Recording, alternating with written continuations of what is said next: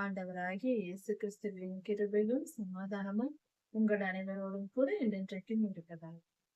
தலைப்பு: நான் உன்னை விட்டு விலகுவதும் இல்லை, உன்னை கைவிடுவதும் இல்லை. எரேமியா 13ஆம் அதிகாரம் 11 முதல் 20 வசனங்கள் வரை. இந்த வேத பகுதியானது கர்த்தருடைய நீதியை வெளிப்படுத்துகிற காரியமா இருக்கிறது. இந்த வசனங்கள் கர்த்தர் எப்படி நீதியாய் நியாயம் தீர்ப்பார் என்பதை குறித்து சொல்லப்பட்டிருக்கிறது. இது தீர்க்க தரிசனமாக எரேமியா தீர்க்க தரிசியினால் 2400 வருடங்களுக்கு முன்பாக சொல்லப்பட்டு, அவருடைய காலத்தில், அவர் உயிரோடு இருக்கும் காலத்திலேயே அப்படியே இது நிறைவேறியது. தீர்க்க தரிசனம் சொன்னார், அந்த தீர்க்க தரிசியின் காலத்தில் இந்த தீர்க்க தரிசனம் நிறைவேறியது. ஆனால் முடிந்து விடவில்லை. தீர்க்க தரிசனங்கள் சொல்லப்பட்டது, வேத வசனங்கள் நமக்கு கொடுக்கப்பட்டிருப்பது ஒரு முறை நடப்பது மட்டுமல்ல, ஒரு முறைக்கு மட்டுமல்ல, இந்த காலத்திலும் இது நடந்து முடிந்து விட்டது. 2400 வருடங்களுக்கு முன்பாக முடிந்த செயல் இது. ஆனால் 2000 வருடங்களுக்கு முன்பாகவே இது நடந்து முடிந்து விட்டது என்று நாம் நினைத்து கொண்டு இருக்க முடியாது. கர்த்தர் ஒரு காரியத்தை நமக்கு வேத வசனத்தில் கொடுத்திருக்கிறார் என்றால் அது நாம் கற்றுக்கொள்வதற்காக, இந்த காலத்தில் வாழ்கிற நாம் தெரிந்து கொள்ள வேண்டும் என்பதற்காக. அவசியம் இல்லாததை கர்த்தர் நமக்கு வெளிப்படுத்த வேண்டிய தேவையே இல்லை. கர்த்தர் எந்த விஷயத்தையும் பிரயோஜனம் இல்லாமல் செய்ய மாட்டார். எதையும், ஒரு சிறு துளியாயிருந்தாலும், ஒரு சின்ன காரியம் என்று நாம் நினைக்கிறோமே, நமக்கு சிறிய காரியம் என்று நினைக்கிற ஒரு சில காரியங்களை கூட கர்த்தர் பெரியதாய் முக்கியத்துவம் கொடுத்து பயன்படுத்துவார். அது அப்பாவுடைய குணம்.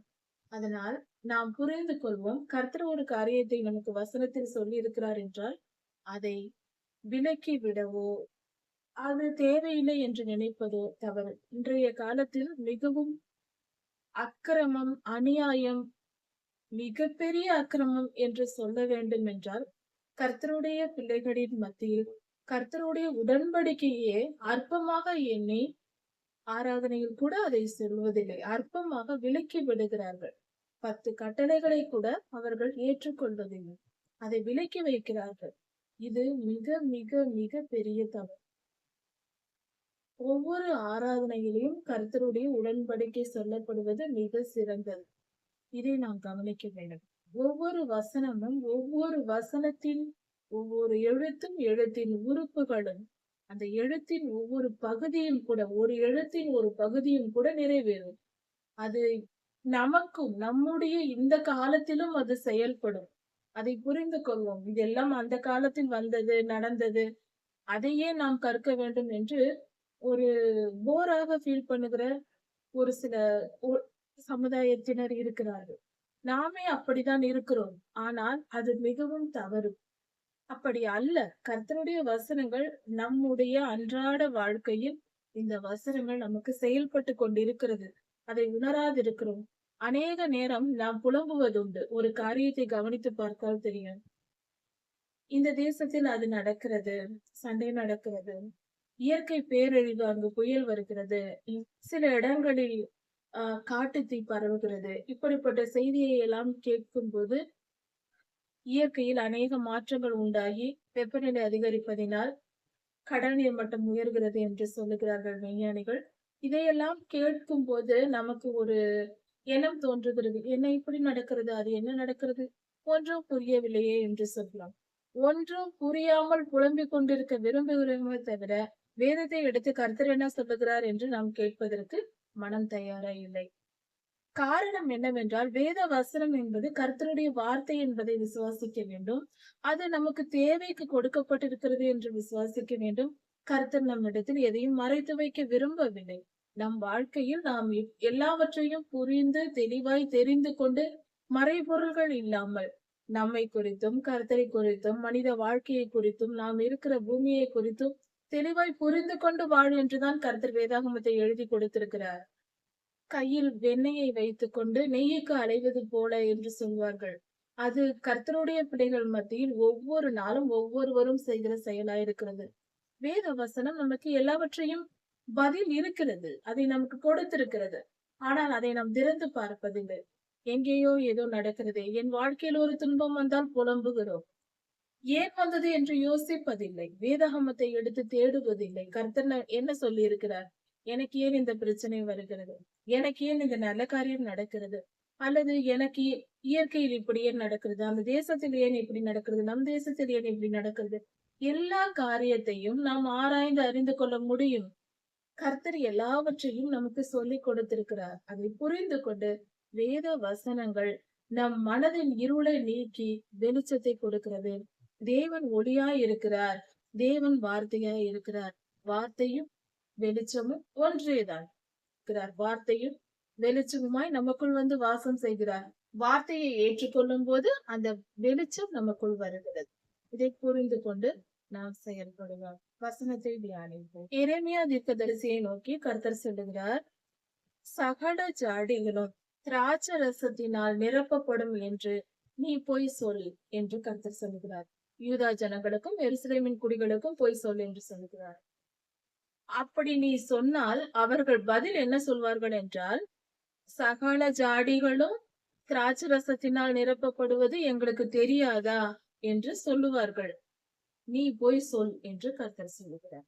அப்பொழுது நீ அவர்களிடத்தில் சொல், தாவீதின் சிங்காசனத்தின் மேல் வீற்றிருக்கிற ராஜாக்களையும் ஆசாரியர்களையும் தீர்க்கதரிசிகளையும் எருசலேமின் குடிகள் எல்லோரையும் நான் வெறியினால் நிரப்புவேன். பிதாக்களும் பிள்ளைகளுமாய் இருக்கிற அவர்கள் ஒருவர் மேல் ஒருவர் மோதி விழ பண்ணுவேன். ஒருவருக்கொருவர் சண்டை வரும்படி, ஒருவரை ஒருவர் எதிர்த்து விழுந்து போகும்படி நான் அவர்களுக்கு செய்வேன் என்று கர்த்தர் சொல்லுகிறார். நான் அவர்களை அழிப்பதே அன்றி, நான் அவர்களை அழிக்கப் போகிறேன். அழிக்கிறதை தவிர அவர்களை தப்ப விடுவதோ மன்னிப்பதோ நான் செய்ய மாட்டேன் என்று தீர்மானமாக உறுதியாக கர்த்தர் சொல்லுகிறார். நான் அவர்களை அழிப்பதே அன்றி மன்னிப்பதும் இல்லை, தப்ப விடுவதும் இல்லை, இறக்கப்படுவதும் இல்லை என்று தீர்மானமாக சொல்லுகிறார். இப்படி கர்த்தர் உரைக்கிறார் என்று நீ போய் சொல் என்று எரேமியா தீர்க்கதரிசியினிடத்தில் கர்த்தர் சொல்லுகிறார். ஏன் இந்த வார்த்தை வந்தது? எருசலேமின் குடிகளும் எருசலேமில் குடியிருந்த கர்த்தருடைய ஜனங்களும் யூதர்களும் அவர்கள் கர்த்தருக்கென்று தெரிந்து கொள்ளப்பட்டவர்கள், கர்த்தரால் தெரிந்து கொள்ளப்பட்டவர்கள். 10 கட்டளைகளையும் மீறினார்கள். இச்சையாதிருப்பாயாக என்ற கடைசி கட்டளையிலிருந்து உன் தேவனாகிய கர்த்தர் நானே என்ற முதலாம் கற்பனை வரைக்கும் அவர்கள் கீழிருந்து மேலாக நாம் கவனிக்கும் பொழுது எல்லாவற்றையும் மீறினார்கள். இச்சையில் தொடங்கி கர்த்தரை மறந்து போய் வேறு தெய்வங்களை தேடுவது உச்சகட்ட பாவம், மிக ஆழமான பாவமா இருக்கிறது. அந்த நிலைக்கும் அவர்கள் சென்று விட்டார்கள். கர்த்தர் இப்படியாக கடுமையான இப்படிப்பட்ட ஒரு நியாய தீர்ப்பை ஏன் கொடுக்க வேண்டும் என்று யோசித்து பார்க்கும்போது இதற்கு முன்னமே என்ன நடந்தது என்று வேதத்தில் நமக்கு தெளிவாய் கொடுக்கப்பட்டிருக்கிறது. ஜனங்கள் பாவம் செய்ய தொடங்கினார்கள், பெருகி வளர்ந்தார்கள். அந்நியர்களை பின்பற்றி அந்நியர்கள் என்ன செய்கிறார்களோ அதையெல்லாம் கர்த்தருடைய பிள்ளைகள் செய்தார்கள். அதற்கு மேலாகவும் செய்தார்கள். கர்த்தர் எச்சரித்தார். தீர்க்கதரிசிகளை தினந்தோறும் அவர்களிடத்தில் அனுப்பி பேசினார். தினந்தோறும் இப்படியே வேதம் சொல்லி இருக்கிறது. தினந்தோறும் தீர்க்கதரிசிகளை அனுப்பி கர்த்தர் பேசுகிறார், கேட்கவில்லை. பெரியோர்களுக்கு சொல்லி பார்க்கிறார், கேட்கவில்லை. சிறியவர்களுக்கு சொல்லி பார்க்கிறார், கேட்கவில்லை. எத்தனையோ முறை கர்த்தர் வந்து பல விதங்களில் அவர்களுக்கு எச்சரிக்கிறார். தவறு செய்யாதிருங்கள் செய்யாதிருங்கள் என்று. நம் வீட்டில் இருக்கிற சிறு பிள்ளைகள் 2-3 வயது பிள்ளைகள் இருந்தால் அவர்கள் என்ன செய்வார்களோ அதே வேலையை தான் நாம் செய்து கொண்டிருக்கிறோம் கர்த்தருக்கு விரோதமாக. அதாவது 3 வயது பிள்ளைகள் வீட்டில் இருந்தால் அவர்கள் சும்மா இருக்க மாட்டார்கள். 2 1.5 வயதிலிருந்து நடக்க தொடங்கினால் 1 வயதில் நடக்க தொடங்குவார்கள். அதிலிருந்து அந்த 3 வயது வரைக்கும் அந்த பிள்ளைகளை பராமரிப்பது மிகவும் கடினமாய் இருக்கும் நமக்கு. ஏனென்றால் ஓடிக்கொண்டே இருப்பார்கள். அவர்களோடு நாமும் ஓடிக்கொண்டே இருக்க வேண்டும். அந்த அளவுக்கு எதையாவது எடுப்பார்கள், உடைப்பார்கள், தண்ணீரில் போடுவார்கள், இப்படி எதையாவது செய்து கொண்டே இருப்பார்கள். நாம் எதை சொன்னாலும் கேட்க மாட்டார்கள். மாற்றி மாற்றி தலைகீழாக செய்வார்கள். தொடாதே என்றால் அதை தொடுவார்கள், எடுக்காதே என்றால் அதை எடுப்பார்கள்.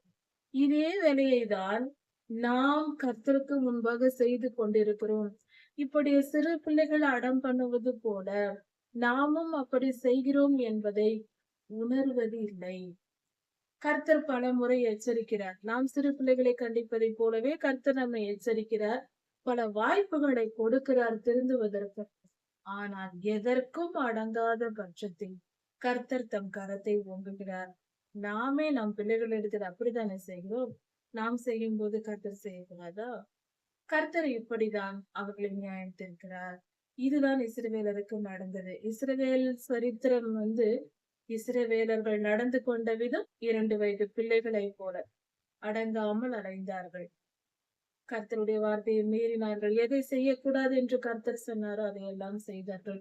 இச்சைக்கு இடம் கொடுத்தார்கள். கர்த்தருக்கு விரோதமாய் தேவர்களை உண்டாக்கினார்கள். விக்கிரக ஆராதனை செய்தார்கள். அந்நியர்களோடு கலக்காதே என்றார், கர்த்தர் கலந்தார்கள். என்னென்ன செய்யக்கூடாது என்றார்களோ அதையெல்லாம் செய்தார்கள். எதையெல்லாம் செய் என்று சொன்னாரோ கர்த்தர் அதையெல்லாம் செய்யாமல் விட்டு விட்டார்கள். நியாய பிரமாணத்தை கடைபிடியுங்கள், அதை கேளுங்கள், சொல்லுங்கள். உட்கார்ந்திருக்கும் போதும் எழுந்திருக்கும் போதும் உங்கள் நினைவில் இருக்கட்டும். படுத்துக் கொள்ளும் போதும் நியாய பிரமாணத்தை பேசுங்கள். உங்கள் பிள்ளைகளிடத்தில் பேசுங்கள், சொல்லிக் கொள்ளுங்கள். உங்கள் கண்களுக்கு முன்பாக ஞாபகக்குறியாய் இருக்கட்டும். இப்படியெல்லாம் உபாகமம் 28ஆம் அதிகாரத்தில் கர்த்தர் நமக்கு சொல்லிக் கொடுத்திருக்கிறார். இஸ்ரவேலர்களுக்கு அன்று வனாந்தர பயணத்திலேயே கர்த்தர் சொன்ன வார்த்தைகள் அவை. ஆனால் அதையெல்லாம் செய்தார்களா? இல்லை. செய்ய சொன்னதை செய்யவில்லை. செய்யாதே என்ற எல்லா காரியத்தையும் செய்தார்கள். அதன் விளைவு கர்த்தருடைய நியாயத்திற்கு. அதுவும் உடனே கொடுத்து விடவில்லை. கர்த்தர் பல முறை எச்சரித்துக் கொண்டே இருந்தார். எத்தனை முறை எச்சரித்தும் கடைசி வரைக்கும் அவர்கள் திருந்தின பாடில்லை.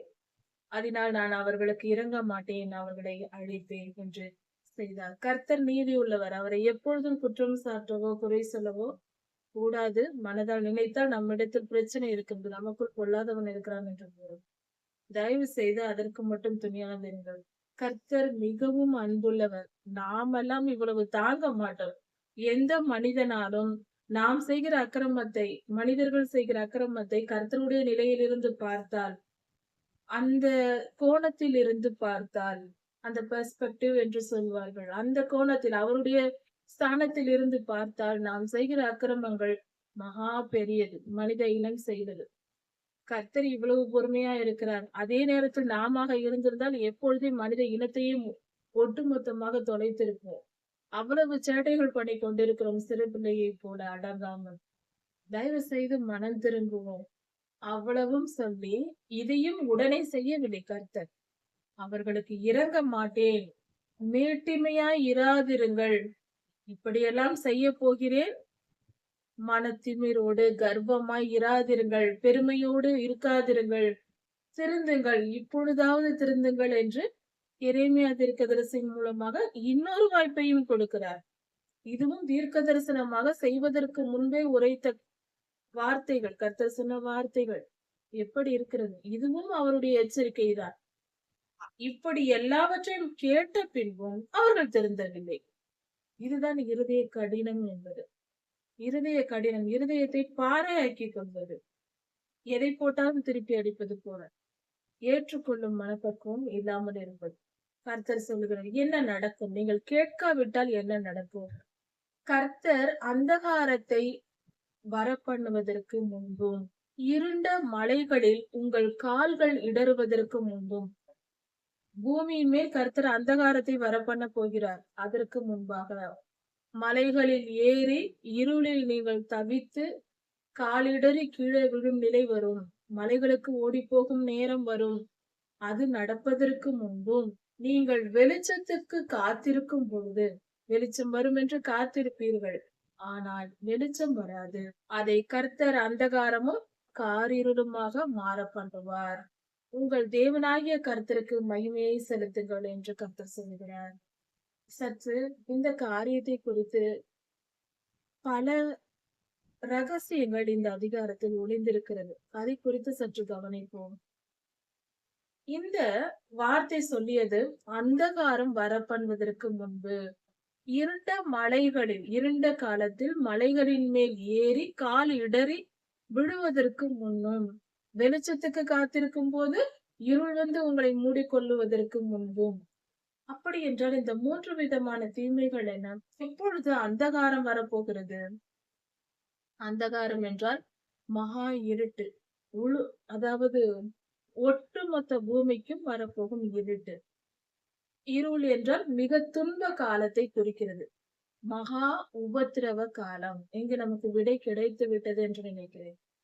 உபத்திரவ காலம் வருவதற்கு முன்பும், மகா உபத்திரவ காலம் வருவதற்கு முன்பும், மலைகளில் ஓடி ஒளிந்து கொள்ளும் நிலை வருவதற்கு முன்பும், அப்படி என்றால் இந்த காலம் எப்பொழுது வரும் என்றால், வெளிப்படுத்தல் 11ஆம் அதிகாரத்தில் சொல்லப்பட்டிருக்கிறது. இப்படி ஒரு நேரம் வரும் என்று.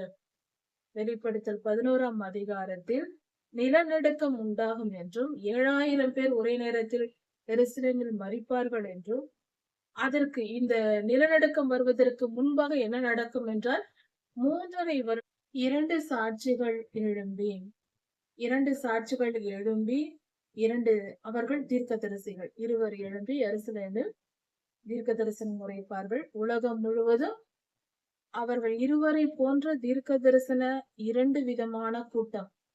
தீர்க்கதரிசிகள் 2 விதமானவர்கள். மூசையாவை போன்றவர்களும் எலியாயாவை போன்ற 2 விதமான கூட்டம் உலகம் எங்கும் தீர்க்க தரிசனம் சொல்லிக் கொண்டிருப்பார்கள். அந்த நேரத்தில் 3.5 வருடம் இது நடக்கும். அதன் பின்பு அந்த 2 சாட்சிகளையும் எருசலேமில் கொன்று விடுவார்கள். தீயவர்கள் வந்து அந்த 2 தீர்க்கதரிசிகளையும் எருசலேமில் கொன்று விடுவார்கள். அவர்கள் இருவருடைய சரீரங்களும் அடக்கம் பண்ணப்படாமல் வீதியிலேயே எருசலேமின் வீதிகளில் கிடக்கும். அப்படியே வைத்திருப்பார்கள். அதை எடுத்து அடக்கம் பண்ண விட மாட்டார்கள். அப்படி நடக்கும் போது 3.5 நாட்களுக்கு பின்பாக 3.5 நாட்கள், குறிப்பாக நாட்கள் கவனிக்கவும், அந்த 3.5 நாட்களுக்கு பின்னாக 3.5 நாள் ஆன பின்பு வானத்திலிருந்து கர்த்தருடைய ஆவியானவர், கர்த்தருடைய ஆவி இறங்கி அவர்கள் உயிரோடு எழும்புவார்கள். உயிரோடு எழுப்புவார் கர்த்தர். அவர்கள் உயிரோடு எழும்பி வானத்திற்கு அப்படியே பரமேறி செல்வார்கள். இந்த சம்பவம் நடக்கும் போது, அது நடந்து முடிந்ததும் அவர்கள் எழும்பி போகும்போது எருசலேமில் நிலநடுக்கம் உண்டாகும். 7000 பேர் அப்பொழுது இறப்பார்கள். இது நடக்கும் என்று வெளிப்படுத்தல் 11ஆம் அதிகாரத்தில் கொடுக்கப்பட்டிருக்கிறது. இந்த சம்பவம் நடப்பதற்கு முன்பாக என்ன நடக்கும்? உபத்திரவ காலமும் மகா உபத்திரவ காலமும் தொடங்கிவிடும். உபத்திரவ காலம் 3.5 வருடமும் மகா உபத்திரவ காலம் 3.5 வருடமும் நடக்கும்.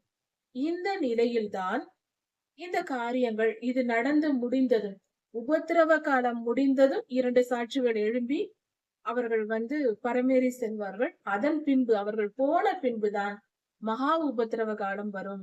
அந்த நேரத்தில் 3ஆம் ஆபத்து வருகிறது என்று வெளிப்படுத்தல் 11ஆம் அதிகாரத்தில் சொல்லப்பட்டிருக்கிறது. இந்த பூமி அதிர்ச்சிக்கு பின்பு அதுவரை 2 ஆபத்துகள், அதன் பின்பு 3ஆம் ஆபத்து வரும். இது 6ஆம் தூதன் எக்காலம் ஊதி முடித்து அந்த செயல் முடிந்ததும் 7ஆம் தூதன் எக்காலம் ஊத போகிற போது இது நடக்கும்.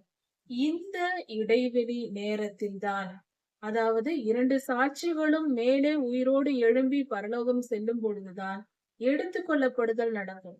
அந்த 2 சாட்சிகள் மட்டுமல்ல, உலகெங்கும் இருக்கிற கர்த்தருடைய தீர்க்கதரிசிகள், தீர்க்க தரிசன ஆவியால் அபிஷேகம் பண்ணப்பட்ட ரெம்னன்ட் என்று சொல்வார்கள். கர்த்தரால் தெரிந்து கொள்ளப்பட்டவர்கள் கர்த்தரிடத்தில் போய் சேருவார்கள். இப்படியாக இந்த சம்பவம் நடக்கும். இப்படி இந்த சம்பவத்திற்கு முன்பாக வருகிற அந்த உபத்திரவ காலத்தை தான் இந்த எரேமியா 13ஆம் அதிகாரத்தில் சொல்லப்பட்டிருக்கிறது. இதில் இன்னொரு ரகசியமும் இருக்கிறது. முதல் எரேமியா 13ஆம் அதிகாரத்தின் முதல் 10 வசனங்களில் சொல்லப்பட்டிருக்கிற எரேமியா தீர்க்கதரிசியின் உவமை, அதாவது சணலால் செய்யப்பட்ட ஒரு கச்சையை வாங்கி எரேமியா தீர்க்கதரிசி ஐயாவை கொண்டு போய் ஐபிராத்து நதியில் கண்மலை வெடிப்பிலே ஒளித்துவை என்று சொல்வார். அதன் பின்பு அதை போய் கொஞ்ச நாட்கள் கழித்து, நீண்ட காலம் சென்ற பின்பு அதை போய் எடுத்து பார் என்று சொல்வார். எரேமியா தீர்க்கதரிசி ஐயா போய் அதை எடுத்து பார்ப்பார். அது அந்த சணல் அல்லவா, அது அப்படியே நைந்து போய் வீணாய் போய்விடும். அதுக்கு பெல்ட்டாக இருக்காது. அவர் வைக்கும் போது ஒரு சணலால் செய்யப்பட்ட ஆண்கள் அணியும் ஒரு பெல்ட்டாக இருந்தது, இடுப்பில் அணியும் பெல்ட்டாக இருந்தது. ஆனால் அதன் பின்பு அதை எடுக்கும் பொழுது அது நூல் நூலாக நைந்து போய் அதை கையில் எடுக்கவே முடியாத அளவுக்கு தூள் துளை சிதறி இருந்தது. அநேக நாட்கள் ஆகிவிட்டது. வீணாய் போயிட்டது. அது மக்கி போனது. இப்படி ஒரு செயல் நடந்ததும் கர்த்தர் சொன்னார், இதே போல நான் இஸ்ரவேலரை செய்வேன். நான் தெரிந்து கொண்டேன். என் இடுப்பில் கட்டப்பட்ட பெல்ட்டை போல நான் என்னோடு சேர்த்து வைத்திருந்தேன். ஆனால் அவர்கள் அக்கிரமம் செய்ததினால் நான் அவர்களை ஒன்றுக்கும் உதவாததைப் போல கழட்டி தூக்கி போட்டு விட்டேன் என்று கர்த்தர் சொல்கிறார். ஊமையாக வெளிப்படுத்துகிறார் கர்த்தர். இந்த சம்பவத்தில் ஒரு ரகசியம் என்னவென்றால், ஐபிராத்து நதியின் கன்மலையில் கொண்டு போய் வை என்று எரேமியா தீர்க்கதரிசி முதலில் சொல்லியிருப்பார். ஏன் அங்கு வைக்க வேண்டும்? மண்ணில் எங்கு புதைத்து வைத்தாலும் அது அப்படிதான் ஆகும். குறிப்பிட்டு கர்த்தர் ஐபிராத்து நதியின் கரையில் போய் ஒரு கன்மலையின் வெடிப்பில் கொண்டு போய் வை என்று குறிப்பாக சொன்னார். அதை அப்படியே தீர்க்கதரிசியா செய்தார். ஏன் அங்கு வைக்க சொன்னார்? இந்த கேள்வி நமக்கு வருகிறது. இதற்கு சரியான நமக்கு இன்னொரு ஆதாரம் என்னவென்றால், வெளிப்படுத்தல் 9ஆம் அதிகாரத்தை கவனித்து பார்க்கும் போதும் அங்கும் இங்கும் ஒரு ஒப்புமை இருக்கிறது. அதாவது இதன் வெளிப்பாடு அங்க வெளிப்படுத்தல் 9ஆம் அதிகாரத்தில் கொடுக்கப்பட்டிருக்கிறது. ஐபிராத்து நதியில் 4 தூதர்கள் அங்கு கட்டப்பட்டிருக்கிற 4 தூதர்களும் அவிழ்த்து விடப்படுகிறார்களாம். அந்த தூதர்கள் 1 மணி நேரத்திற்கும், 1 நாளுக்கும், 1 மாதத்திற்கும், 1 வருடத்திற்கும் நியாய தீர்ப்பு செய்யும்படி கர்த்தரிடத்தில் அனுமதி பெற்றவர்கள். கர்த்தரிடத்திலிருந்து அதிகாரம் பெற்று அவர்கள் இறங்கி வருகிறார்கள். யோசித்து பார்ப்போம். இங்கு கர்த்தருடைய கச்சை பெல்ட்டை கொண்டு போய் அதே ஐபிராத்து நதியில் வைக்கப்பட்டது. அங்கிருந்து 4 தூதர்கள் அவிழ்த்து விடப்படுகிறார்கள், நியாய தீர்ப்பு கொடுக்கும்படியாக ஜனங்களுக்கு, இஸ்ரவேலர். அப்படி என்றால் இதை பொருத்தி பார்க்கும் பொழுது, அதாவது இஸ்ரவேலர்கள் என்று சொன்னாலும் எருசலேமில் அந்த காலத்தில் இருந்தார்கள். அதற்கு பின்பு உலகெங்கும் சிதறடிக்கப்பட்டார்கள். இன்று அன்றைய இஸ்ரவேலர்கள் இன்று உலகெங்கும் இருக்கிற கிறிஸ்தவர்கள் என்றே நாம் வைத்துக் கொள்ளலாம். அதுதான் உண்மை. அப்படி இருக்க இதில் நாம் கவனிக்க வேண்டிய காரியம், அன்றைய கர்த்தர் சொன்ன நியாய தீர்ப்பு வெளிப்படுத்தலின் காலமாகிய இந்த காலத்தில் நிறைவேறப் போகிறது. அதுவும் நம்முடைய காலத்தில் நிறைவேறப் போகிறது. ஒப்புமை இருக்கிறது. இந்த அதிகாரத்தையும் அந்த அதிகாரத்தையும், அதாவது எரேமியா 13ஐயும் வெளிப்படுத்தல் 9:11ஐயும் நாம் சேர்த்து பார்க்கும்போது மிக தெளிவாய் ஒரே சம்பவத்தை சொல்லப்பட்டிருப்பதை நாம் புரிந்து கொள்ளலாம். அந்தகாரம் வருவதற்கு முன்பு என்றால் உபத்திரவ காலம் வருவதற்கு முன்பு. நீங்கள் கண்மலையில் ஓடி ஒளிந்து கொள்ளும் காலம் வரும் என்றால், 2 சாட்சிகள் அவர்கள் எழும்பிய பின்பு பூமியில் நிலநடுக்கம் உண்டாகும். எரிமலை வெடித்து அதிலிருந்து குழம்பு உண்டாகி அந்த லாவா ஓடி உருகி வருவதினால் எருசலேமின் வீதிகளில் நடக்க முடியாமல் மலைகளின் மேல் ஏறுவார்கள். தாழ்வான பகுதிகளில் அந்த லாவா வருவதினால் இவர்கள் மலைகளில் உயரத்தில் ஏறிதான், வெள்ளம் வந்தால் உயரத்தில் ஏறி ஜனங்கள் தப்பிக்க முயற்சிப்பது போல நடக்கும். இது கற்பனை அல்ல. தெளிவாய் வெளிப்படுத்தலை படித்து பார்த்தால் புரியும். இப்படிதான் நடக்கிறது. இதற்கான பல ஆதாரங்கள் இருக்கிறது. அதே வெளிப்படுத்தலில் சொல்லப்பட்டிருக்கிறது, ஒருவன் வயலில் இருந்தால் வீட்டிற்கு வராமல் இருக்க கடவன். வயலிலிருந்து வீட்டிற்கு வராமல் இருக்க கடவன். அவன் மேலே இருந்தால் கீழே இறங்காமல், வீட்டின் மாடியில் இருந்தால் கீழே இறங்காமல் இருக்க கடவன் என்று சொல்லப்பட்டிருக்கிறது. அப்படி என்றால் எந்த சூழ்நிலையில் நாம் இப்படி இருப்போம்? யோசித்து பார்த்தால் தெளிவாய் புரியும். இது எரிமலை வெடிப்பினால் வருகிற லாவா குழம்பு. லாவா எனும் எரிமலை குழம்பு வருவதினால் வெள்ளம் போல வீதியில் ஓடி வரும். அதன் அனல் தாங்காது. அதன் வெப்பம் நெருப்பு குழம்பு. அது நெருப்பாய் ஓடி வரும். தண்ணீரை போல உருகிய பூமியின் அடியிலிருந்து எழும்புகிற அந்த கூழ் போன்ற பதத்தில் இருக்கிற நெருப்பு. அது ஓடி வரும் பொழுது லாவா என்று சொல்வார்கள் விஞ்ஞானத்தின்படி. அதை வரும் பொழுது அதன் வெப்பம் மகா பயங்கரமா இருக்கும். கிட்டே அதனை தொடுவதல்ல, அதை தூரத்தில் இருந்தே நம்மால் அந்த அனலை தாங்க முடியாது. அந்த அளவுக்கு வெப்பம் இருக்கும். அந்த அளவுக்கு வெப்பம் இருக்கும். அப்படிப்பட்ட ஒரு காரியங்கள் எல்லாம் நடக்க போகிறது என்றே கர்த்தர் சொல்லுகிறார். அதற்கு முன்பாக நீங்கள் கர்த்தருக்கு மகிமையை செலுத்துங்கள். மனம் திரும்பி கர்த்தருக்கு மகிமையை செலுத்துங்கள் என்று சொல்லுகிறார். இன்னும் விளக்கமாக நாம் வெளிப்படுத்தல் தியானிக்கும் பொழுது இந்த காரியத்தை குறித்து தியானிக்கலாம்.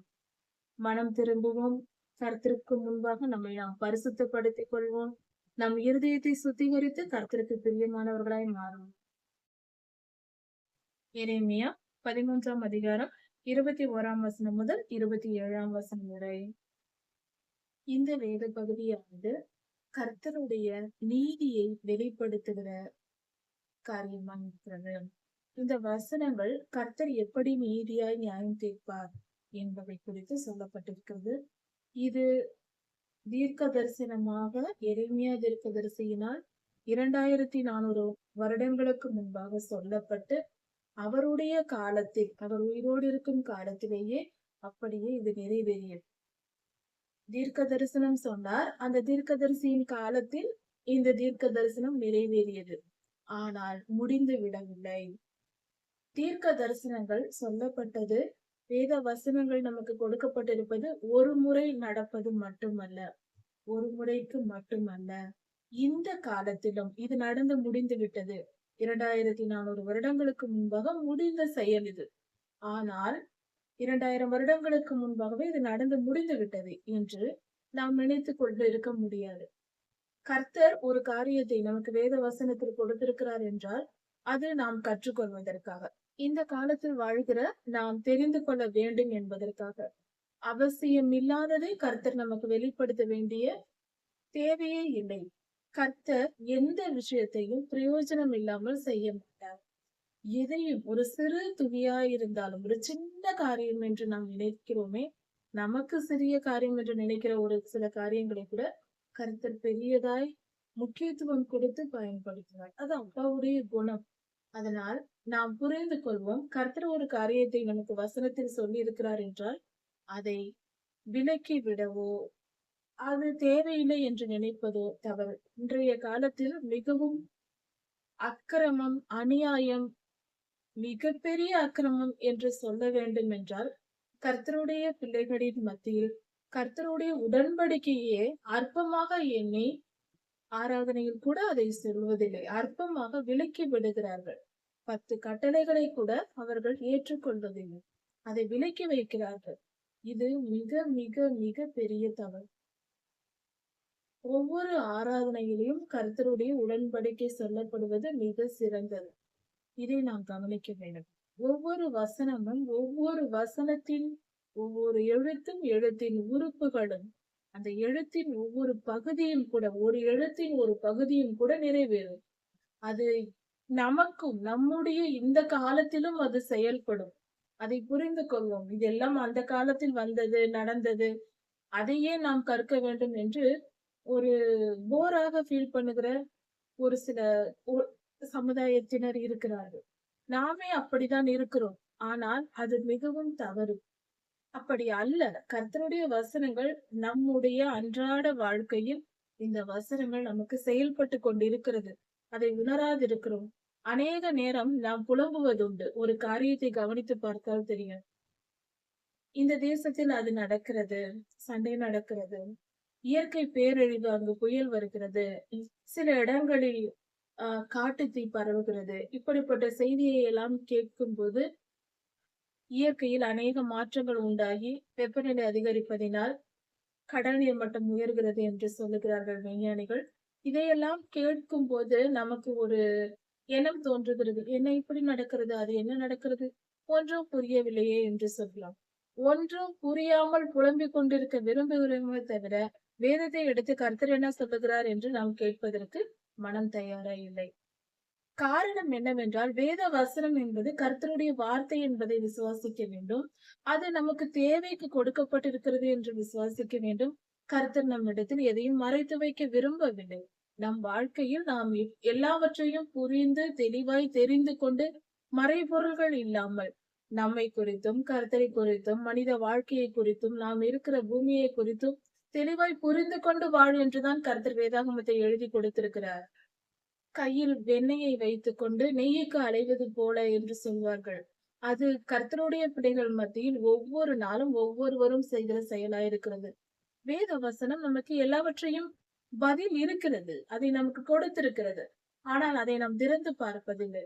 எங்கேயோ ஏதோ நடக்கிறதே. என் வாழ்க்கையில் ஒரு துன்பம் வந்தால் புலம்புகிறோம். ஏன் வந்தது என்று யோசிப்பதில்லை. வேதாகமத்தை எடுத்து தேடுவதில்லை. கர்த்தர் என்ன சொல்லி இருக்கிறார்? எனக்கு ஏன் இந்த பிரச்சனை வருகிறது? எனக்கு ஏன் இந்த நல்ல காரியம் நடக்கிறது?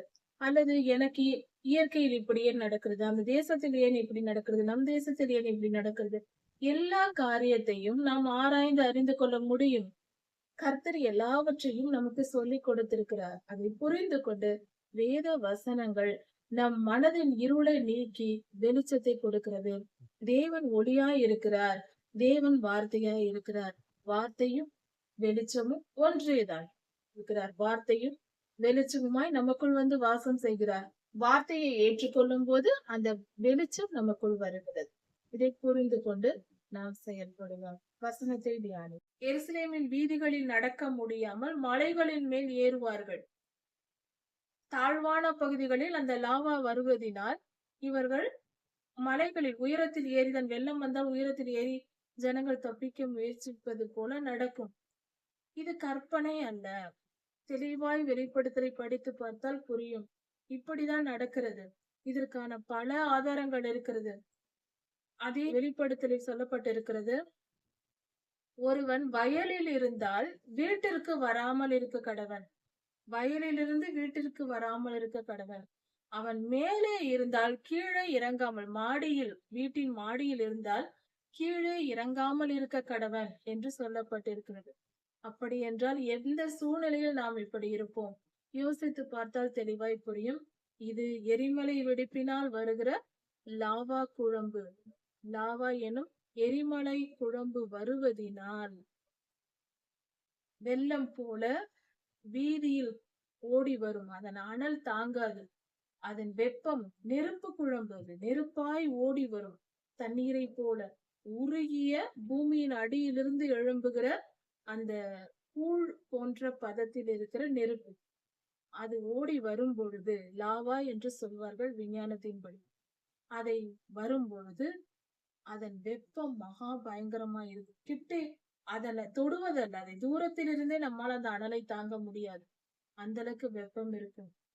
அந்த அளவுக்கு வெப்பம் இருக்கும். அப்படிப்பட்ட ஒரு காரியங்கள் எல்லாம் நடக்க போகிறது என்றே கர்த்தர் சொல்லுகிறார். அதற்கு முன்பாக நீங்கள் கர்த்தருக்கு மகிமையை செலுத்துங்கள். மனம் திரும்பி கர்த்தருக்கு மகிமையை செலுத்துங்கள் என்று சொல்லுகிறார். கர்த்தரிடத்தில் மனம் திரும்ப சொல்லுகிறார். இதையெல்லாம் செய்த பாவத்தை எல்லாம் விட்டுவிட்டு மனம் திரும்பி என்னிடத்தில் வாருங்கள், நான் உங்களை காப்பாற்றுவேன் என்று கர்த்தர் சொல்லுகிறார். இது ஒரு கடைசி வாய்ப்பாக சொல்லுகிறார். நான் அவர்களுக்கு இறங்கவே மாட்டேன் என்று சொல்லுகிறார். அதே சமயத்தில் நீங்கள் இப்படியெல்லாம் வருவதற்கு முன்பாக மனம் திரும்புங்கள் என்றும் சொல்லுகிறார். இது கடைசி கால, அது எருசலேமில் நடந்த காரியம். இன்று கடைசி கால சந்ததியான நாம் இப்படிப்பட்ட தீங்கை அனுபவிக்காதபடிக்கு தப்பிக்கொள்ளும்படியாக நமக்கு கொடுக்கிற வார்த்தை இது. கர்த்தருக்கு மகிமையை செலுத்துங்கள், அந்தகாரம் வரப்போகிறது என்கிற எச்சரிக்கையும் இந்த இடத்தில் கொடுக்கப்பட்டிருக்கிறது. நீங்கள் கேட்காமல் போனால் உங்களுடைய பெருமையின் நிமித்தமும், நீங்கள் கேட்காமல் போனால் உங்கள் பெருமையின் நிமித்தம் நான் துக்கப்பட்டு என் ஆத்துமா மறைவிடங்களில் துக்கப்படும் என்று கர்த்தர் சொல்லுகிறார். நீங்கள் இதை கேட்காவிட்டால் என் இருதயம் மிகுந்த துக்கம் உண்டாகும். தன் பிள்ளைகளுக்காக, தன் பிள்ளைகளின் நிலையை எண்ணி ஏங்குகிற ஒரு தகப்பனாக அவர் பேசுகிறார். என் கண்கள் கண்ணீராய் சொரியும், நான் அழுது கொண்டிருப்பேன் என்று கர்த்தர் சொல்லுகிறார். என் ஜனங்கள் சிறைப்பட்டு போனார்கள் என்று, இஸ்ரவேலர்கள் பாபிலோனுக்கு சிறைப்பட்டு போகிறார்கள் என்று கர்த்தர் இதன் மூலம் சொல்கிறார். நீங்கள் சிறைப்பிடிக்கப்பட்டு போகிறீர்கள். உங்கள் பெருமையின் நிமித்தம் நான் மறைவிடங்களில் மறைந்திருந்து நான் அழுவேன் என்று கர்த்தர் சொல்கிறார். அவருக்கு மிகுந்த துக்கத்தை இஸ்ரவேலர்கள் உண்டாக்கினார்கள். இது அப்படியே நடந்தது. நீங்கள் ராஜாவையும் ராஜாத்தியையும் அழைத்து கீழே வந்து உட்காருங்கள். ராஜாக்கள் என்றால் சிங்காசனத்தில் உட்காருவார்கள். ராஜாத்திகள், ராஜாக்கள் எல்லாம் உயர்ந்த ஸ்தானத்தில் சிங்காசனத்தில் உட்காருவார்கள். நீங்கள் அங்கே உட்கார வேண்டாம், உங்களுடைய மகிமை அழிந்தது. கீழே வந்து உட்காருங்கள். உங்கள் கிரீடம் தள்ளப்பட்டது. உங்களுடைய கிரீடம் விழுந்து போயிற்று. கீழே வந்து தரையிலே உட்காருங்கள். உங்களுக்கு எந்த மேன்மையும் இல்லை என்று கர்த்தர் சொல்லுகிறார். தெற்கில் உள்ள பட்டணங்கள் அடைக்கப்பட்டது. அவைகளை திறக்கிறவர் யாரும் இல்லை. அவைகள் எல்லாம் அடைக்கப்பட்டு போயிற்று. யூதா அனைத்தும் குடிவிலக்கப்பட்டு போகும். யூதா தேசத்தின் ஜனங்கள், யூதர்கள் எல்லாம் குடிவிலக்கப்பட்டு போகும் என்றால், அந்த தேசத்தில், யூதா தேசத்தில், யூதேயாவில் இல்லாமல் அவர்கள் எல்லோரும் குடிவிலக்கப்பட்டு வேறு தேசங்களுக்கு ஓடி போவார்கள். வேறு இடங்களுக்கு ஓடி போவார்கள் என்று பொருள். அவர்கள் சொந்த ஊரில், அவர்கள் சொந்த வீட்டில் இருக்க முடியாது. வீட்டை விட்டு, தேசத்தை விட்டு, தன்னுடைய நிலபுலங்கள் எல்லாவற்றையும் விட்டுவிட்டு, தங்களுடைய நிலங்களை விட்டு, வீடுகளை விட்டு, எல்லாவற்றையும் விட்டு, சொத்துக்களை விட்டு ஓடி போவார்கள். அவர்கள் சிறைபிடிக்கப்பட்டு போவார்கள் என்று கர்த்தர் சொல்கிறார். எல்லாம் சிறைபிடிக்கப்பட்டு போவார்கள். எல்லோரும் அப்படி போவார்கள். உனக்கு கொடுக்கப்பட்டிருந்த மந்தையும் உன் மகிமையான ஆட்டுக்கிடையும் எங்கே? அதாவது இஸ்ரவேலின் ஜனங்கள் எங்கே? அவர்களெல்லாம் எங்கே? உன்னுடைய சொத்து அல்லவா? உன் பெயருக்கு மகிமையா இருக்கக்கூடிய இஸ்ரவேலர்கள் எங்கே? எருசலேமை நோக்கி கர்த்தர் கேட்பது போல சொல்லுகிறார். எருசலேமே, உன் ஜனங்கள் எங்கே? உனக்கு நான் மகிமையாய் கொடுத்திருந்த ஜனங்கள் எங்கே? அவர் உன்னை விசாரிக்கும் போது நீ என்ன சொல்லுவாய்? கர்த்தர் உன்னை விசாரிக்கும் நாளில் நீ என்ன பதில் சொல்ல போகிறாய்? அவர்கள் உன்மேல் ஆதிக்கக்காரரும் உன்மேல் அதிகாரம் செலுத்தும்படி நீயே அவர்களை பழக்குவித்தாயே. நீ தானே அவர்களுக்கு கற்றுக் கொடுத்தாய் உன்மேல் அதிகாரம் செலுத்தும்படி. இஸ்ரவேலர்கள் பாபிலோனுக்கு சிறைப்பட்டு போவதற்கு காரணம் எசேக்கியா தீர்க்கதரிசி செய்த ஆரம்பத்தில் செய்த தவறு. எசேக்கியா தீர்க்கதரிசி கர்த்தருடைய ஆசீர்வாதத்தை பெற்று நன்றாய் இருக்கும் பொழுது, அந்த நேரத்தில் பாபிலோனில் இருந்து வந்த விருந்தினர்கள், அதாவது எசேக்கியா தீர்க்கதரிசி உடல்நலம் இல்லாமல் இருக்கிறார். கர்த்தர் அவரை குணமாக்குகிறார். அதன் பின்பு அவர் குணமான பின்பு அவரை பார்க்க பாபிலோனில் இருந்து விருந்தாளிகள் வருகிறார்கள். அந்த தேசத்தின் பிரபுக்கள், பெரிய மனிதர்கள் வருகிறார்கள். அவர்கள் வந்தபோது எசேக்கியா தீர்க்கதரிசி ஒரு தவறு செய்கிறார். வந்தவர்களிடத்தில், விருந்தாளிகளிடத்தில் தங்களுடைய பொக்கிஷங்களை எல்லாம் எடுத்து காட்டுகிறார். அப்படி காட்டிய பொழுது அதையெல்லாம் அதன் விளைவாக அப்பொழுதே கர்த்தர் சொல்லுகிறார், அவர்கள் பார்த்துவிட்டு போய்விட்டார்கள். அதன் பின்பு கர்த்தர் சொல்லுவார், நீ ஏன் இதை செய்தாய்? நீ இப்படி செய்ததினால் நீ காட்டாத ஒரு பொருளும் அவர்களுக்கு இல்லை என்று சொன்னாய். அதே போல உன்னிடத்தில் ஒரு பொருளும் இல்லாதபடிக்கு காலம் வரும். உன் குமாரனுடைய காலத்தில் பாபிலோனிலிருந்து வந்தவர்கள் எல்லாவற்றையும் உன்னிடத்திலிருந்து எடுத்துக்கொண்டு போய்விடுவார்கள் என்று கர்த்தர் சொன்னார். அப்பொழுதே கர்த்தர் சொன்னார், அது இப்பொழுது நடக்க போகிறது. நீதானே அவர்களுக்கு இடம் கொடுத்தாய் என்று சொல்லுகிறார். கர்ப்பவதிக்கு வேதனை வருவது போல, கர்ப்பவதிக்கு வேதனை, பிரசவிக்க போகிற ஒரு தாய்க்கு வேதனை எப்படி வருமோ அது போல உனக்கு வருகிறது என்று சொல்லுகிறார். இவைகள் எனக்கு நேரிட்டது ஏதென்று நீ சொல்வாயாகில், இது ஏன் எனக்கு இப்படி நடக்கிறது என்று நீ சொல்லுகிறாயா? இஸ்ரவேலரை குறித்து கர்த்தர் கேட்கிறார். இது ஏன் எனக்கு இப்படி நடந்தது? எனக்கு ஏன் இவ்வளவு பெரிய துன்பம் வந்தது? பழையதை எதையுமே நினைவில் வைத்துக் கொள்வதில்லை. எனக்கு ஏன் இந்த துன்பம் வந்தது, எனக்கு ஏன் இந்த துன்பம் வந்தது என்று புலம்புவது. அப்படி நீ புலம்புவாயானால், நீ அப்படி நினைப்பாயானால், எனக்கு ஏன் இது வந்தது என்று நீ கேட்பாயானால், உன் இருதயத்தில் நினைத்தால் அதற்கு நான் பதில் சொல்லுகிறேன் என்று கர்த்தர் சொல்லுகிறார். உன்னுடைய திரளான அக்கிரமங்களின் நிமித்தமே ஒரு பெண் சூறையாடப்படுவது போல நீ சூறையாடப்படுகிறாய் என்று கர்த்தர் சொல்கிறார். எருசலேம் தேசத்தை குறித்து அந்நியர்கள் வந்து உன் தேசத்தை பாழாக்குகிறார்கள் என்றால், ஒரு பெண்ணுக்கு தீமை செய்வது போல தீமை செய்கிறார்கள் என்றால் அதற்கு காரணம் என்ன? உன் அக்கிரமங்கள். எல்லையில்லா அக்கிரமங்களை நீ செய்தது நிமித்தம், அதாவது அநேகம் அக்கிரமங்கள் செய்தது நிமித்தம் கர்த்தருக்கு கோபம் உண்டாக்கி நீண்ட காலம் அதையே நீ பிடித்து கொண்டு மனம் திரும்பாமல் இருந்தது நிமித்தம் கர்த்தர் இப்படிப்பட்ட நியாயத்தீர்ப்பை உனக்கு நியமித்தார் என்று கர்த்தர். எத்தியோப்பியன் தன் தோளையும் சிவிங்கி தன் புள்ளியையும் மாற்றக்கூடுமோ? அப்படி மாற்ற முடியுமானால் இஸ்ரவேலர்களும் மனம் திரும்ப முடியும் என்று கர்த்தர் சொல்கிறார். எவ்வளவு வேதனைப்பட்டு அவருடைய இருதயம் கர்த்தருடைய இருதயம் எவ்வளவு வேதனையோடு அவர் சொல்லுகிறார் பாருங்க. வெட்கமாய் இருக்கிறது மனித இனமாய் இருப்பதற்கு. எத்தியோப்பியன் தன் தோலையும், எத்தியோப்பியர்களின் தோல் கருப்பாய் இருக்கும், கடினமாய் இருக்கும். அவர்கள் தோலை அது மாற்ற முடியாது. நாம் எதை செய்தாலும் அந்த தோலை மாற்ற முடியாது. அது போலவும் தலை சிவங்கி இருக்கிறது அல்லவா, அதன் சரீரத்தில் புள்ளிகள் இருக்கும். வெள்ளை வெள்ளையாக புள்ளிகள் இருக்கும். அந்த புள்ளிகளை மாற்ற முடியுமா? முடியாது. அதுவும் அதாவது பிறப்பிலேயே வருவது, இயல்பாய் இயற்கையாய் வருவது. அதை மாற்ற முடியுமா? முடியாது. அதுபோல உன் குணத்தையும் மாற்ற முடியாது என்று கர்த்தர் சொல்லுகிறார். எவ்வளவு கொடுமையான, எவ்வளவு நொந்து போய் அவருடைய வேதனை எப்படிப்பட்டது. கர்த்தர் எவ்வளவாய் வேதனைப்பட்டு இப்படிப்பட்ட வார்த்தைகளை சொல்லுகிறார். அப்படி அவைகளெல்லாம் மாற்ற முடியுமானால் தீமை செய்ய பழகின நீங்களும் நன்மை செய்யக்கூடும். தீமையையே செய்து பழக்கப்பட்ட நீங்கள் ஒருவேளை அவைகளெல்லாம் மாற்ற முடிந்தால் உங்களையும் மாற்ற முடியும் என்று கர்த்தர் சொல்கிறார். அவையெல்லாம் மாற்ற முடியாது, அது போல உங்களையும் திருத்த முடியாது. திருந்தாத ஜென்மங்கள் என்று பொருளில் கர்த்தர் இப்படி சொல்லுகிறார். நீங்கள் திருந்தாத ஜென்மம் உங்களை வைத்திருப்பது வீண். அதனால் அந்நியர்களிடத்தில் உங்களை நான் ஒப்புக் கொடுக்கிறேன் என்று சொல்லுகிறார். அதனால்தான் எருசலேம் பாழாக்கப்பட்டது, தேவாலயம் இடிக்கப்பட்டது. இஸ்ரவேலர்கள் தங்கள் மகிமையை இழந்தார்கள், தங்கள் வாழ்விடத்தை இழந்தார்கள், தேசத்தை இழந்தார்கள். சிறைபிடிக்கப்பட்டு அந்நியர்களிடத்தில் அடிமையாகி பாபிலோனில் சிறைபிடிக்கப்பட்டு கிடந்தார்கள். அப்பொழுதுதான் தானியேல் ஐயா, அனனியா, மிஷாவேல், அசரியா என்னும் சாத்ராக், மேஷாக், அபேத்நேகோ அங்குதான் அவர்கள் பிறந்து வாழ்கிறார்கள். இந்த காலம் 70 வருடம் அங்கு இஸ்ரவேலர்கள் இருக்கிறார்கள். கர்த்தர் அவ்வளவு காலம் பொறுமையா இருந்து பார்த்து விட்டு கடைசியில் அவர்களை விரட்டி அடிக்கிறார். அப்படி இதெல்லாம் கதை அல்ல. இன்று நாம் எப்படி இருக்கிறோம் என்ற நிலையை கண்ணாடி போட்டு காட்டுகிற வசனமாய் இருக்கிறது. கண்ணாடியை போல நம் இருதயத்தை வெளிப்படுத்துகிறது. நாம் எப்படி இருக்கிறோம்?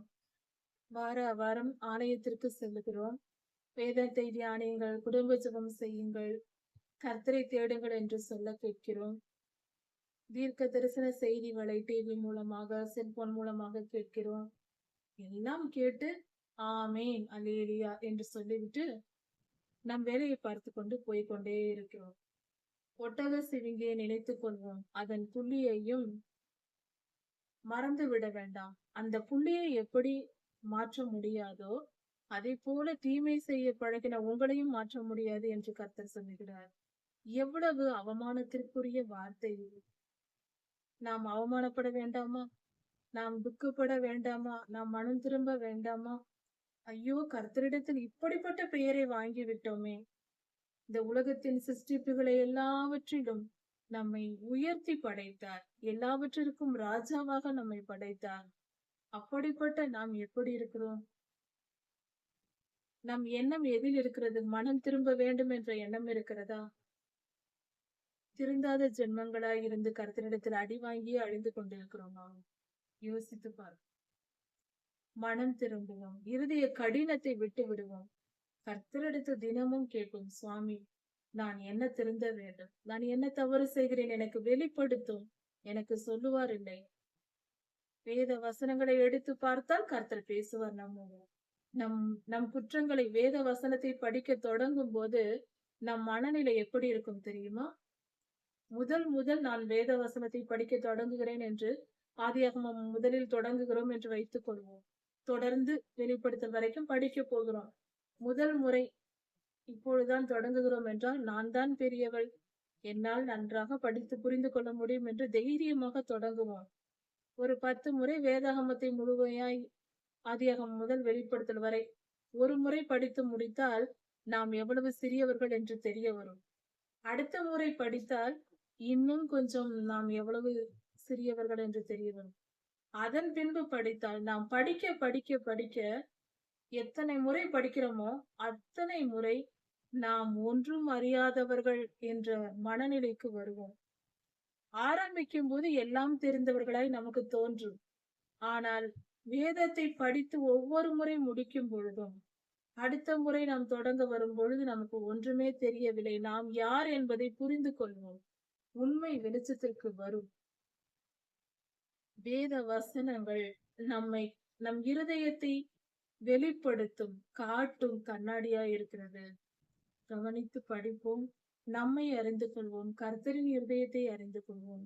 மனம் திரும்பி கர்த்தரின் வேதனையை நீக்குகிறவர்களாக, அவரை சந்தோஷப்படுத்துகிற பிள்ளைகளாக, தகப்பனின் இருதயத்தை சந்தோஷப்படுத்துகிறவர்களே நல்ல பிள்ளைகள். அவர்களே நல்ல பிள்ளைக்கு அடையாளம். அப்படி மாறுவோம். நம்மை படைத்தவருக்கு வேதனை உண்டாக்குகிறோம் என்றால் நம் பிறப்பின் அர்த்தம் என்ன? பிறக்காமலேயே இருக்கலாம் அல்லவா? அவருக்கு வேதனை உண்டாக்குவதற்காக அவர் கரங்களால் நாம் படைக்கப்பட வேண்டுமா? யோசித்து பார்ப்போம். நம் பிள்ளைகள் இப்படி இருந்தால் நமக்கு எவ்வளவு கோபம் வரும். நமக்கு வரும் துன்பங்களை தான் நாம் அதிகமாய் நினைக்கிறோம். நாம் செய்கிற அக்கிரமங்கள் எவ்வளவு என்பதை கொஞ்சம் யோசித்து அதையும் நினைத்து பார்த்தால் நம் துன்பங்கள் சிறியதா இருக்கும். நம்முடைய அக்கிரமங்களே மிகவும் பெரியதா இருக்கும். கவனிப்போம். கொஞ்சம் புத்திசாலியாக கர்த்தரின் ஞானத்தை பெற்று வாழ்வோம். வேத வசனங்களை தியானிப்போம். இப்படி நீங்கள் திருந்தாமல் இருப்பதினால் வனாந்திர காற்றால் பறக்கடிக்கப்படும் துரும்பை போல அவர்களை நான் சிதறடிப்பேன் என்று கர்த்தர் சொல்லுகிறார். இப்படி மனம் திரும்பாமல் அடங்காமல் ஒரு நாளும் திருந்தாத ஜென்மம் என்று இருக்கிறார்கள் அல்லவா? நாம் திருந்தாமல் இருந்தால் வனாந்திர காற்று, பெருங்காற்று வந்து ஒரு துரும்பை எப்படி பறக்கடித்து கொண்டு போகுமோ, தூசு எப்படி பெருங்காற்றில் பறக்குமோ, அது போல கர்த்தர் இஸ்ரவேலரை சிதறடிக்க பண்ணுவேன் என்று சொல்லுகிறார். நாம் இப்படி இருந்தால், இருதயத்தை கடினப்படுத்திக் கொண்டு திருந்தாமல் இருந்தால், கர்த்தர் நம்மையும் இப்படிதான் சிதறடிப்பார். இஸ்ரவேலை விட்டு எருசலேமில் இருந்த ஜனங்களை கர்த்தர் பாபிலோனுக்கு ஒப்பு கொடுத்தது போல அதைதான் சொல்லுகிறார். நான் ஒப்பு கொடுப்பேன் என்று சொன்னார். இதை கேட்ட பின்பும் அவர்கள் திருந்தாததினால் கர்த்தர் பாபிலோனுக்கு சிறைபிடிக்கப்பட்டு போகும்படி செய்தார். நீ என்னை மறந்து பொய்யை நம்பியதினால் நீ என்னை மறந்து விட்டாய் என்று கர்த்தர் சொல்கிறார். என்னை மறந்து விட்டு உண்மையான தெய்வமாகிய உன்னை படைத்த சிருஷ்டிகர்த்தாவாகிய என்னை நீ மறந்து பொய்யை நம்பினாய் அல்லவா? பொய்யை நம்பினாய் அல்லவா? அதனால் இது உன்னுடைய வீதம். அதனால் நீ துன்பத்தை, இந்த பங்கை நீ அனுபவிக்க வேண்டும். கர்த்தர் நீதியாய் நியாயம் தீர்க்கிறார். என்னை விட்டுவிட்டு நீ அந்நிய பொய்யான தெய்வங்களை தேடி போனதினால் இந்த தண்டனையை நீ அனுபவிப்பாய் என்று கர்த்தர் சொல்லுகிறார். பொய்யை நம்பி ஏமாந்து போனாய், உண்மையாகிய என்னை நீ நம்பவில்லை என்று கர்த்தர் சொல்லுகிறார். அதனால் இந்த துன்பம் தான் உனக்கு பங்கு என்று கர்த்தர் சொல்கிறார். உனக்கு நான் இந்த துன்பத்தை கொடுத்து விட்டேன் என்று பொருள். உன்னை அவமானப்படுத்துவேன் என்று சொல்லுகிறார். இஸ்ரவேலர்கள் அவமானப்படுத்தப்பட்டார்கள். பெண்கள் அவமானப்படுத்தப்பட்டார்கள். தேசம், இஸ்ரவேலர்கள் என்றால், அதாவது யோசுவா ஐயாவின் காலத்தில் இஸ்ரவேலர்கள் என்றால் சுற்றியிருந்த ஜனங்கள் எல்லாம் பயந்து நடுங்கினார்களாம். அப்படி இருந்ததா? வேதம் சொல்லுகிறது. இஸ்ரவேலர் என்றால் மற்ற ராஜாக்கள் பயந்தார்கள். தங்களுக்கு பயந்து கடந்த அந்நியர்களோடு சேர்ந்து கொண்டு அவர்கள் பழக்க வழக்கங்களை கற்றுக்கொண்டு அவர்களோடு சேர்ந்து கொண்டு பெண் கொடுத்து இப்படியெல்லாம் இவர்கள் வாழ்ந்ததினால் அவர்களே தூஷிக்கும்படி, அந்நியர்கள் தூஷிக்கும் அளவுக்கு இஸ்ரவேலர்கள் இப்படிப்பட்ட ஒரு பரிதாபத்திற்குரிய நிலைக்கு ஆளானார்கள். இதுதான் நம்முடைய நிலையும். நாம் என்ன செய்கிறோம்? நம் வாழ்க்கைக்கு வரும் இன்ப துன்பங்களை நாமே முடிவு செய்கிறோம். கர்த்தருக்கு செவி கொடுத்து மனம் திரும்பி வாழ்ந்தால் நம் வாழ்க்கை சிறப்பாய் இருக்கும். கர்த்தருக்கு கீழ்ப்படியாமல் நாம் திரியும் பொழுது நியாய தீர்ப்பு தான் வரும். அவமானமும் துன்பமும் துயரமும் வேதனையும் வழியும் தான் வரும். நல்ல காரியம் நடக்கும் என்று எதிர்பார்க்க கூடாது, தேவையில்லை. நாம் கர்த்தருக்கு கீழ்ப்படிந்தால் நன்மை நிச்சயம் உண்டாகும். அதில் ஒருபோதும் குறைவு வராது. கர்த்தர் நம்மை ஆசீர்வதிப்பார். அவர் சித்தம் அறிந்து அவருக்கு கீழ்ப்படிந்து செய்யும் பொழுது நம் வாழ்க்கை ஆசீர்வாதமாய் இருக்கும்.